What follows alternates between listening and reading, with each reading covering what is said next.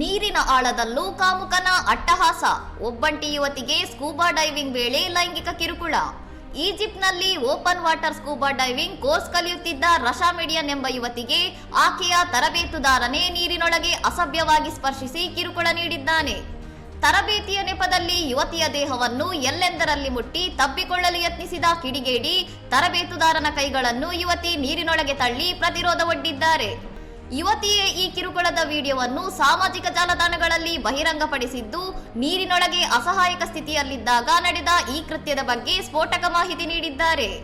Diving ಸಮಯದಲ್ಲಿ ತರಬೇತುದಾರರು ಸಂಪೂರ್ಣ ನಿಯಂತ್ರಣ ಹೊಂದಿರುವುದರಿಂದ ವಿದ್ಯಾರ್ಥಿಗಳು ಒತ್ತಡಕ್ಕೆ ಒಳಗಾಗುತ್ತಾರೆ.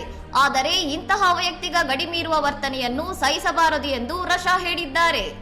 ಒಬ್ಬಂಟಿಯಾಗಿ ಪ್ರವಾಸ ಮಾಡುವ ಮಹಿಳೆಯರು ಡೈವಿಂಗ್ ತರಬೇತುದಾರರನ್ನು ಆಯ್ಕೆ ಮಾಡುವಾಗ ಎಚ್ಚರದಿಂದಿರಬೇಕು ಎಂದು ಸಲಹೆ ನೀಡಿರುವ ರಶಾ, ಕಿರುಕುಳ ನೀಡಿದ ವ್ಯಕ್ತಿಯ ಹೆಸರನ್ನು ಬಹಿರಂಗಪಡಿಸಿ ಆಕ್ರೋಶ ಹೊರಹಾಕಿದ್ದಾರೆ. ಇನ್ನಷ್ಟು ಸುದ್ದಿಗಳಿಗಾಗಿ ನೋಡ್ತಾ ಇರಿ ಸೌರಂ ಟಿವಿ.